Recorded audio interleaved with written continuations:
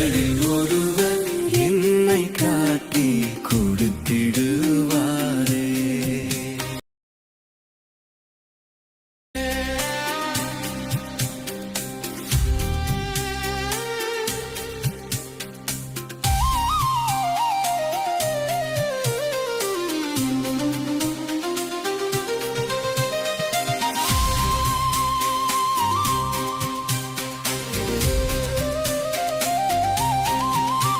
வாழ்வின் சிந்தனை.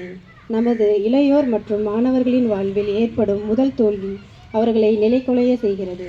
கல்வியில், காதலில் அல்லது தொழிலில் ஏற்படும் முதல் சறுக்கலையே வாழ்க்கையே முடிந்துவிட்டது என நினைத்து முத்தமிட்டு மகிழ்ந்த அந்த திருமுகம் இன்று கசையடிகளாலும் இரத்தத்தாலும் எச்சிலாலும் உருக்குலைந்து நிற்பதை காணும் அந்த தாயின் உள்ளம் வாளால் உழுவமுடுகிறது.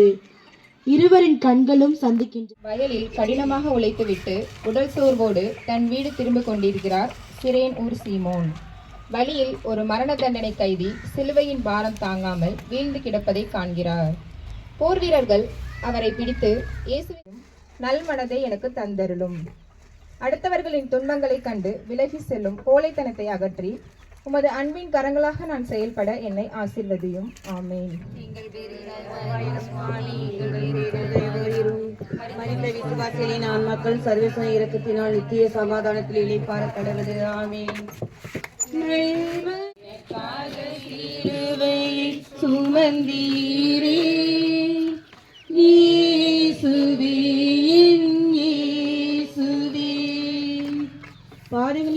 பாடுகளின் பாதையில் 6ஆம் நிலை. திவ்ய இயேசுவை உம்மை ஆராதித்து வணங்கி உமக்கு நன்றி எறிந்த ஸ்தோத்திரம் பண்ணுகின்றோம். அது ஏனென்றால் அச்சிஷ்ட பாரமான சிலுவை சுமந்து கொண்டு உலகத்தை மீட்டு ரட்சித்தீர். வெரோனிகா இயேசுவின் முகத்தை துடைக்கிறார். தியானம்.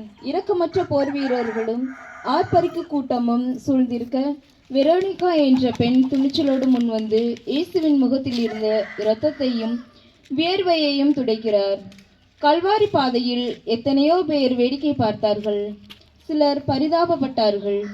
ஆனால் வெரோனிகா மட்டும்தான் செயலில் இறங்கினார்.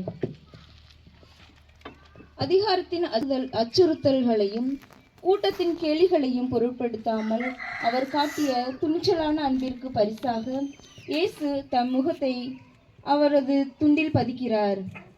அவளது சிறு உதவி இறைவனின் அழியாத முத்திரையை பெறுகிறது. நவீன வாழ்வின் சிந்தனை. அதிகார பலமும் பணபலமும் ஏழைகள் மீது அநீதி இழைக்கும் போது அதை தட்டி கேட்கும் துணிச்சல் இன்று நம்மிடம் இல்லை. நல்லவர்கள் என்று சொல்லிக்கொள்ளும் நாம் அமைதி காப்பதால் தான் சமூகத்தில் பல அநீதிகள் அரங்கேறுகின்றன. சாலையில் ஒரு பெண் அவமதிக்கப்படும் போதோ, ஒரு ஏழை சுரண்டப்படும் போதோ அது என் பிரச்சனை இல்லை என்று நாம் கடந்து செல்கிறோம். வெரோனிகாவை போல ஆபத்தான நேரத்திலும் அநீதிக்கு எதிரான குரல் கொடுக்கவும் பாதிக்கப்பட்டவர்களுக்கு பரிவு காட்டவும் நாம் தயங்குகிறோம். பரிதாபப்படுவதால் மட்டும் உலகம் மாறிவிடாது. துணிச்சலோடு களத்தில் இறங்கி செயல்படும் வெரோனிகாக்களால் தான் இந்த உலகம் வாழ்கிறது. சிந்தனை. அநீதியை கண்டு அமைதி காப்பது அநீதிக்கு துணை போவதற்கு சமம். ஜெபம். துணிவின் நாயகனே இயேசுவே, சமூகத்தில் நசுக்கப்படுவோருக்காகவும் ஒடுக்கப்படுவோருக்காகவும் குரல் கொடுக்கின்ற துணிச்சலை எனக்கு தாரும். வெறும் வார்த்தைகளால் மட்டும் இரக்கம் காட்டாமல் என் செயல்களால் பிறரின் கண்ணீரை துடைக்க அருள் புரியும். என் வாழ்வின் ஒவ்வொரு செயலிலும் உமது முகம் இவ்வுலகில் ஒளிர என்னை ஒரு கருவியாக மாற்றி அருளும். ஆமேன்.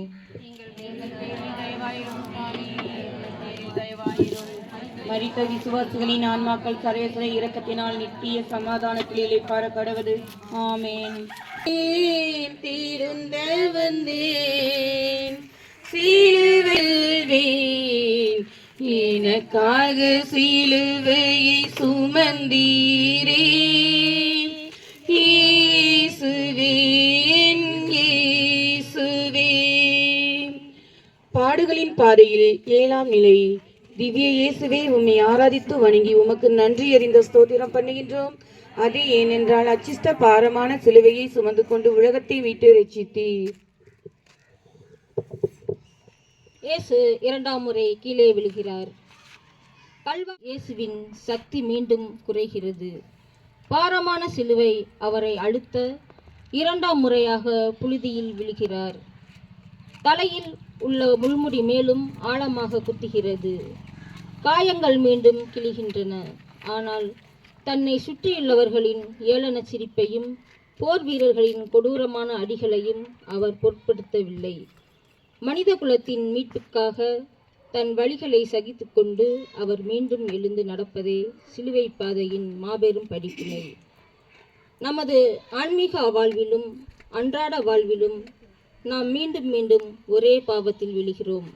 போதை பழக்கம், குடிப்பழக்கம், ஆபாச வலைத்தள மோகம், தவறான உறவுகள் போன்ற பழக்க வழக்கங்களுக்கு சிக்கி தவிக்கிறோம்.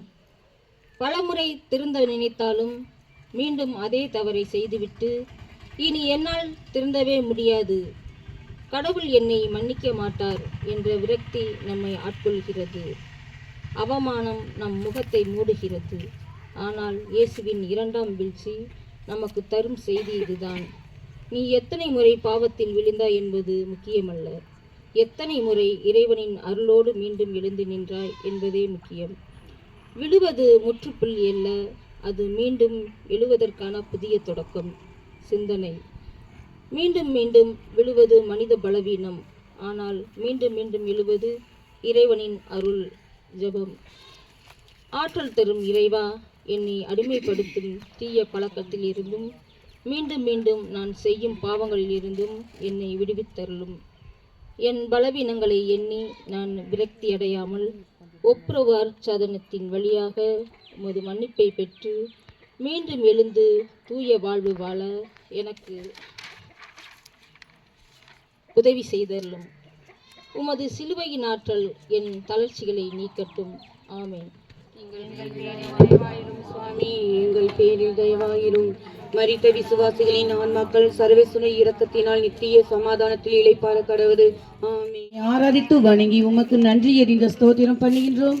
அது ஏனென்றால் அச்சிஷ்ட பாரமான சிலுவையை சுமந்து கொண்டு உலகத்தை மீட்டு ரட்சித்தீர். இயேசு எருசலேம் பெண்களுக்கு ஆறுதல் கூறுகிறார். தியானம்: கல்வாரி பயணத்தின் கொடூரமான வழிகளுக்கு மத்தியிலும் இயேசுவின் இதயம் பிறருக்காகவே துடிக்கிறது. இரத்த வெள்ளத்தில் மிதந்து வரும் அவரை கண்டு எருசலேம் பெண்கள் மாரடித்து கண்ணீர் சிந்துகிறார்கள். அவர்கள் காட்டிய பரிதாபத்தை கண்டு இயேசு கடந்து செல்லவில்லை. மாறாக நின்று அவர்களை பார்த்து, எருசலேம் மகளிரே, எனக்காக அழ வேண்டாம், உங்களுக்காகவும் உங்கள் மக்களுக்காகவும் அழுங்கள் என்று எச்சரிக்கிறார். தன் சொந்த வழிகளை மறந்து வரப்போகும் அழிவை குறித்து அந்த பெண்களுக்கு ஆன்மீக விழிப்புணர்வை ஏற்படுத்துகிறார். சிலுவையை சுமக்கும் போதும் அவர் ஒரு போதகராகவே, நல்ல மேய்ப்பனாகவே செயல்படுகிறார். நவீன வாழ்வின் சிந்தனை: இன்றைய உலகில் நாம் அடுத்தவர்களின் துன்பங்களை கண்டு மிகவும் எளிதாக அனுதாபப்படுகிறோம்.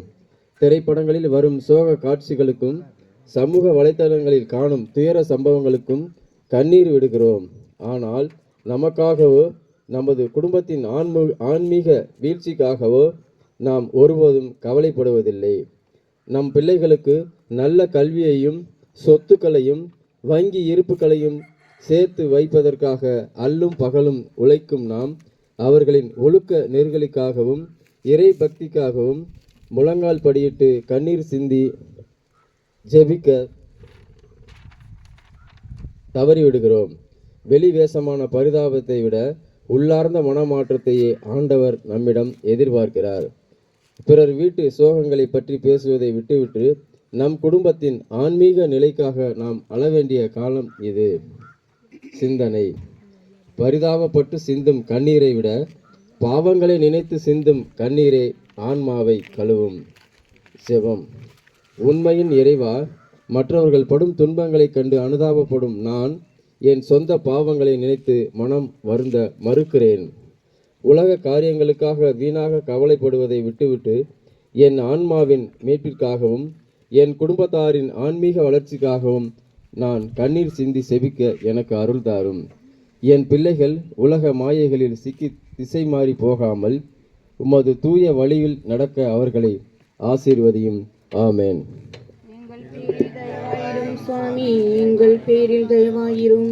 மரித்த விசுவாசிகளின் ஆன்மாக்கள் சர்வேசன இரக்கத்தினால் நித்திய சமாதானத்தில் இளைப்பாற கடவுது. ஆமென். திவ்ய இயேசுவே, உம்மை ஆராதித்து வணங்கி உமக்கு நன்றி எறிந்த ஸ்தோத்திரம் பண்ணுகின்றோம். அது ஏனென்றால் அச்சிஷ்ட பாரமான சிலுவையை சுமந்து கொண்டு உலகத்தை மீட்டு ரட்சித்தீர். சுமந்து பின் செல்வேன், எனக்காக சிலுவையிலே இயேசுவே, என் இயேசுவே. பாடுகளின் பாதையில் 10ஆம் நிலை. திவ்ய இயேசுவே, உம்மை ஆராதித்து வணங்கி உமக்கு நன்றி அறிந்த ஸ்தோத்திரம் பண்ணுகின்றோம். அது ஏனென்றால் அச்சிஷ்ட பாரமான சிலுவையை சுமந்து கொண்டு உலகத்தை மீட்டு ரட்சித்தீர். தியானம். பயணத்தின் இறுதி இலக்கான கல்வாரி மலையை இயேசு அடைந்து விட்டார். எவ்வித குற்றமும் செய்யாத அந்த மாசற்ற இறைமகனை இரக்கமற்ற போர் வீரர்கள் சூழ்ந்து கொண்டு அவரது ஆடைகளை ஈவு இரக்கமின்றி உரிய தொடங்குகிறார்கள். கசையடிகளால் கிழிந்து போன உடலோடும் காய்ந்த இரத்தத்தோடும் ஒட்டி கொண்டிருந்த அந்த ஆடைகள் உரிக்கப்படும் போது ஏற்பட்ட வலி வார்த்தைகளால் விவரிக்க முடியாதது. அனைவர் முன்னிலையிலும் அவர் ஆடைகள் களையப்பட்டு ஒருவரின் அந்தரங்கத்தில் தலையிடுவதும் அவர்களை இணையதளங்களில் அவமானப்படுத்துவதும் இன்று சாதாரணமாகிவிட்டது. பொய்களை பரப்புவதன் மூலமாக பிறரின் மானத்தை நாம் உரித்தெடுக்கின்றோம். சுயநலத்திற்காக ஏழைகளின் உரிமைகளை பறிக்கின்றோம். பெண்களின் மாண்பை கொச்சைப்படுத்துகிறோம். ஒரு மனிதனின் குறைகளை பெரிதுபடுத்தி அவனை சமூகத்தின் முன் சிறுமைப்படுத்தும் போது கல்வாரியில் இயேசுவின் ஆடையை களைந்த போர் வீரர்களின் வரிசையில் நாமும் இணைந்து கொள்கின்றோம். சிந்தனை. ஆடைகளை களைந்து ஒருவனை அவமானப்படுத்துவது எளிது. ஆனால் அன்பால் அவனது குறைகளை எனக்காக சிலுவை சுமந்தீரே, இயேசுவே, என் இயேசுவே. பாடுகளின் பாதையில் 11ஆம் நிலை. திவ்ய இயேசுவே, உம்மை ஆராதித்து வணங்கி உமக்கு நன்றி எறிந்த ஸ்தோத்திரம் பண்ணுகின்றோம். அது ஏனென்றால் அச்சிஷ்ட பாரமான சிலுவையை சுமந்து கொண்டு உலகத்தை மீட்டு ரட்சித்தீர். இயேசு சிலுவையில் அறையப்படுகிறார். தியானம். கல்வாரி மலையின் உச்சியில் உலகத்தின் மீட்பிற்கான மாபெரும் பலி தொடங்குகிறது. நோயாளிகளை குணமாக்கிய, பசியால் வாடியோருக்கு உணவளித்த, குழந்தைகளை ஆசீர்வதித்த அந்த கைகளில் கொடூரமான ஆணிகள் அடிக்கப்படுகின்றன. பாவிகளை தேடி ஊர் ஊராக அலைந்த பாதங்கள் மரத்தோடு சேர்த்து அறையப்படுகின்றன. ஒவ்வொரு சுத்தியல் அடியும் அவரது உடலை சின்னாபின்னமாக்குகிறது. எலும்புகள் நொறுங்குகின்றன. எந்த குற்றமும் செய்யாத அந்த மாசற்ற செம்மறி தன் வழிகளை மறுக்காமல் மனித குலத்தின் ஈடேற்றத்திற்காக தன்னை முழுமையாக சிலுவையோடு பிணைத்துக் கொள்கிறார். இது மனித கொடூரத்தின் உச்சம். அதே வேளையில் இறையன்பின் மாபெரும் சிகரம். அவர் சிலுவையில் அறையப்பட்டது ஆணிகளால் அல்ல.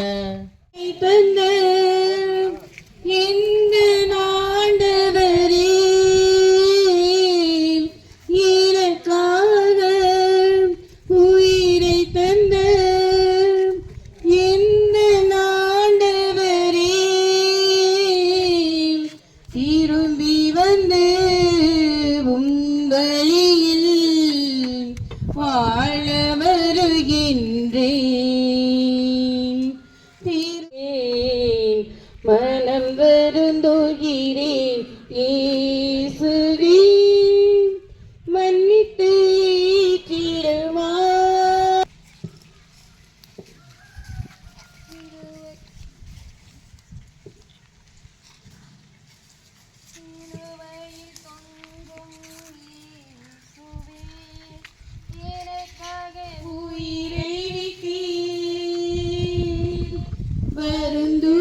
வருந்துகிறேன் திருந்த வந்தேன், சிலுவையை சுமந்து பின் செல்வேன். ஏனென்றால் அச்சிஷ்ட பாரமான சிலுவையை சுமந்து கொண்டு உலகத்தை மீட்டு ரட்சித்தீர். பாடுகளின் பாதையில் 12ஆம் நிலை. இயேசு சிலுவையில் உயிர் துறக்கிறார். அனைவரும் முழங்காலிட்டு சிறிது நேரம் அமைதி காப்போம். வியாகுல அன்னையின் மடியில் கிடக்கும் எனதன்பு இயேசுவே,